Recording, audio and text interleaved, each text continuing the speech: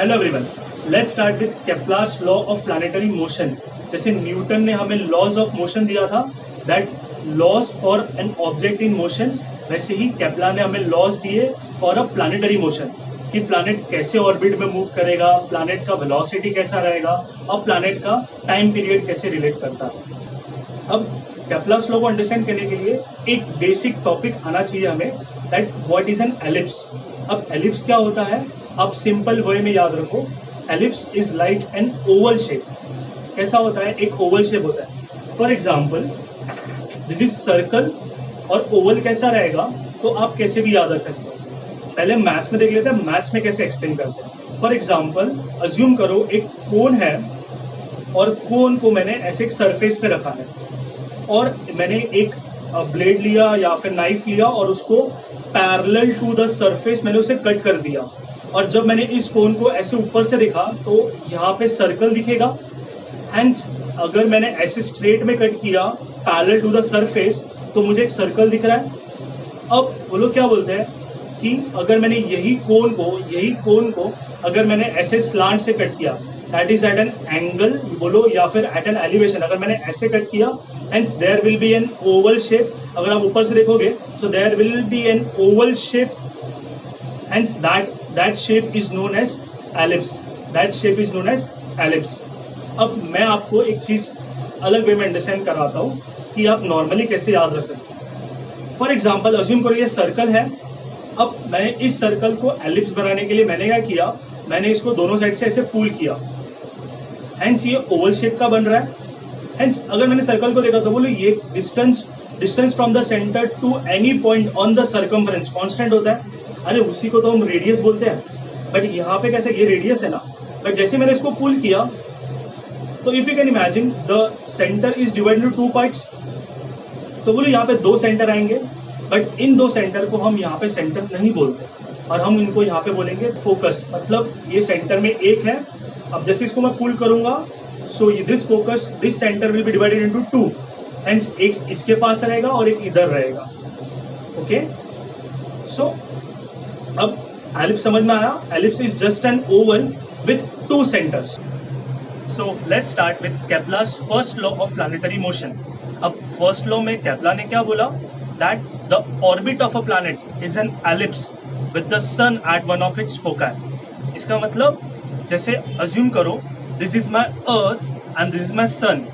सो ellipse में 2 focus होते हैं। So assume that the sun will be at one of its foci, और जो अर्थ है वो रिवॉल्व करेगा या फिर जो भी प्लैनेट रिवॉल्व करेगा in an elliptical orbit. So this planet's orbit is an ellipse. So I can say the orbit of this planet is an ellipse with sun at one of its foci. ये कोई कौन से भी side में हो सकता है, 2 सन हो सकते हैं क्या, नहीं। So इसके लिए वो इधर हो सकता है या इधर भी हो सकता है। So हमने इधर वाला कंसिडर किया, hence ये ऑर्बिट में ये कुछ ऐसे रिवॉल्व करेगा। ओके,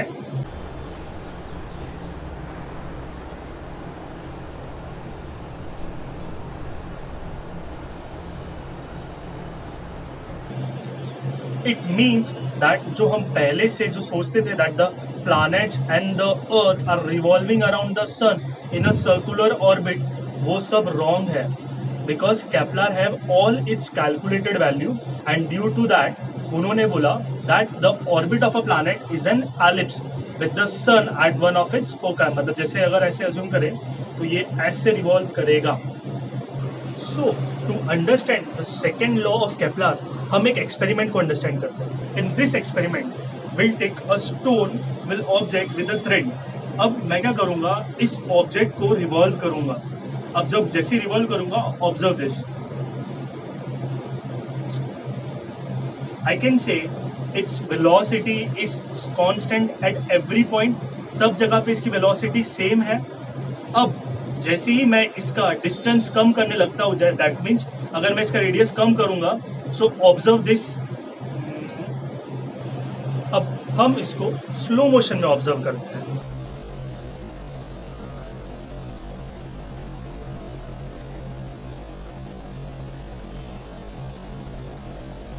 अगर मैंने लंबा सा थ्रेड लिया तो it will take long time to revolve, और जैसे ही मैंने अगर डिस्टेंस बहुत कम कर दिया इसको मुझे घुमाने के लिए बहुत ज़्यादा स्पीड देना पड़ेगा। अगर और डिस्टेंस कम करता हूँ, इसको घुमाने के लिए बहुत ज़्यादा स्पीड में रखना पड़ेगा। हेंस ऐसे ही अगर हमने प्लैनेट्स को देखा तो प्लैनेट्स कैसे वो एलिप्टिकल ऑर्बिट में घूमते हैं। इन सिमिलर मैनर जैसे ही प्लैनेट रिवॉल्व करते हैं अराउंड द सन, इनका डिस्टेंस सन के पास आते कम हो जाता है, और जैसे ही दूर जाएंगे तो डिस्टेंस मैक्सिमम हो जाएगा।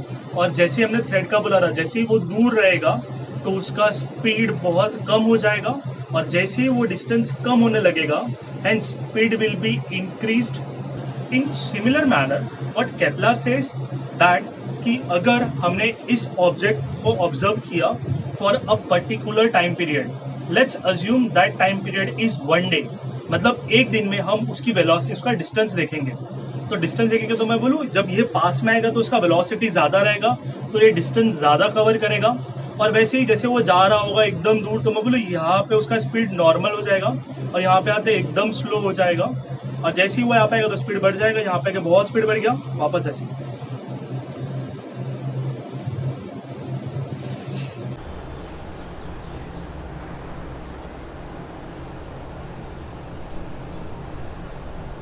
इन similar manner what Kepler says कि अज्यूम करो सन यहाँ पे ये वाले फोकस पे है and the planet is revolving.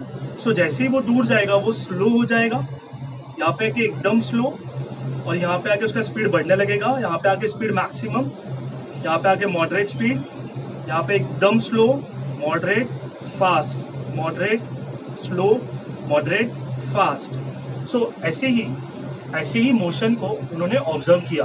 तो लेट्स अज्यूम कि 1 डे में ये प्लैनेट का पोजीशन यहाँ से लेकर वो यहाँ तक पहुँचता है, मतलब मैं बोलूँ वेलोसिटी ज़्यादा है तो डिस्टेंस भी ज़्यादा कवर करेगा। तो सन इज एट दिस पॉइंट, अब ये प्लैनेट क्या करेगा, यहाँ से लेकर यहाँ तक आ गया। अगर मैं ऐसे दिखाऊँ आपको तो ये प्लैनेट है, यहाँ से यहाँ तक आ गया।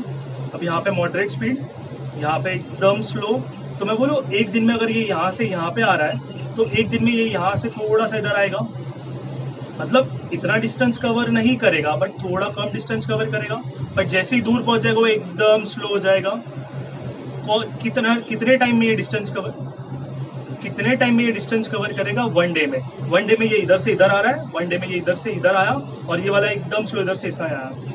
Hence what Kepler says that draw a line from this sun to the planet, मतलब एक प्लैनेट से लेकर एक सन तक एक लाइन बनाओ।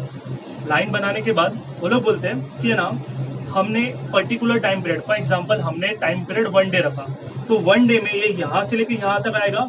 तो मैं बोलूँ अगर मैंने ये लाइन अज्यूम कर लिया, सो ये यहाँ से लेके यहाँ तक डिस्टेंस कवर करेगा, इस पॉइंट पे ये इधर से लेके इतना ही डिस्टेंस कवर करेगा। स्लो में जब एकदम मैक्सिमम डिस्टेंस पे रहेगा तो वो थोड़ा सा ही डिस्टेंस कवर करेगा। Therefore he says as draw line from planet to the sun.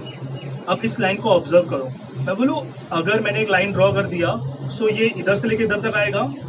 This area, जो इसका एरिया मिलेगा उसको हम कैलकुलेट करेंगे, और जब यहाँ से लेके यहाँ तक भी आएगा, वो यहाँ से लेके यहाँ तक भी आया, इसका एरिया भी हम कैलकुलेट करेंगे, और ये दूर वाला एरिया भी कैलकुलेट करेंगे। वो एरिया हमेशा कांस्टेंट रहेगा for a particular period of time. तो सेंटेंस क्या बोलता है, अब line joining planet and the sun swipes, ये स्वाइप कर रहा है, इधर से इधर तक पहुंचा, यहाँ पे इतना ही पहुंचेगा, और यहाँ पे एकदम स्लो जाएगा। Hence line joining planet and the sun swipes equal area in equal interval of time. अब इक्वल इंटरवल ऑफ टाइम मतलब इधर अपन ने 1 डे लिया था ना, 1 डे। अब मैं ये हमेशा नहीं बोल रहा 1 डे में इतना डिस्टेंस कवर करता है, but for a particular planet हमने अज्यूम कर लिया वो 1 डे है। In his third law of planetary motion Kepler ने कहा दैट अगर किसी भी प्लैनेट का हम टाइम पीरियड लेंगे और हम उसका डिस्टेंस देखेंगे फ्रॉम द सन, उनमें एक रिलेशन मिलेगा। अब टाइम पीरियड क्या होता है, जैसे ही मैंने एक प्लैनेट लिया that is revolving around the sun, तो उसको अपनी इनिशियल पोजीशन में आने के लिए कितना टाइम लगेगा। फॉर एग्जाम्पल हमने अर्थ लिया, that earth is revolving around the sun, its time period its 365 days. अब वैसा टाइम पीरियड आ गया। और दूसरा उन्होंने बोला कि मीन डिस्टेंस। अब मीन डिस्टेंस मतलब हमने जब यहाँ पे डिस्टेंस देखा तो यहाँ पे डिस्टेंस कम हो रहा था, यहाँ पे डिस्टेंस बढ़ रहा था। तो उन्होंने क्या बोला कि अगर आप इन सब के डिस्टेंस को ऐड कर दोगे और उनके टोटल नंबर से डिवाइड करोगे, दैट इज मीन मतलब एवरेज डिस्टेंस मिल जाएगा।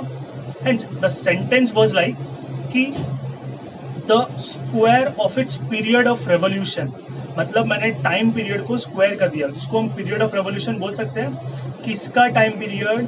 For a planet revolving around the sun is directly proportional to. अब डायरेक्टली प्रोपोर्शनल किसके होगा? तो उन्होंने बोला directly proportional to the cube of their mean distance of planet revolving around the sun. So the sentence was like the square of its period of revolution around the sun will directly proportional to the cube of their mean distance of a planet from the sun। ऐसे करके उन्होंने 3 laws दिए थे। First law, the first law is depend upon the orbit of a planet. Sentence क्या था? The orbit of a planet is an ellipse with the sun at one of its foci. Second law क्या बोलता है? That was about the area, उसको हम law of area भी बोलते हैं। The sentence was like line joining the planet and the sun swipes equal area in equal interval of time. Third law क्या बोलता है? That the square of its period of revolution around the sun is directly proportional to the cube of their mean distance of a planet from the sun। अब इन्होंने 3 law दिए थे, but that was on regular observation. Regular observation मतलब उन्होंने तो directly observe किया था planet के पोजीशन को और उन्होंने वैल्यूज दी थी। सो लोगों ने पूछा कि हमें, आपने बोला ठीक है तीनों लॉ रेगुलर ऑब्जर्वेशन पे है, बट इसका कोई एक्सपेरिमेंटल या मैथमेटिकल प्रूफ है क्या? But Kepler have no answers for that, मतलब उनके पास कोई आंसर नहीं था कि वो कैसे आता है और वो एक्सपेरिमेंट से कैसे प्रूव करते हैं। After approximately 50 years of Kepler, जब न्यूटन आए और न्यूटन ने जब अपना थियोरी ऑफ ग्रेविटी दिया, तब न्यूटन ने केपलर का थर्ड लॉ का हेल्प लिया, दैट इज वो T square is proportional to R cube वाला रिलेशन लिया, and he had proved his own law of gravity, that is named as inverse square law of gravity। So in the next lecture we'll start with our Newton's universal law of gravitation। Thank you so much।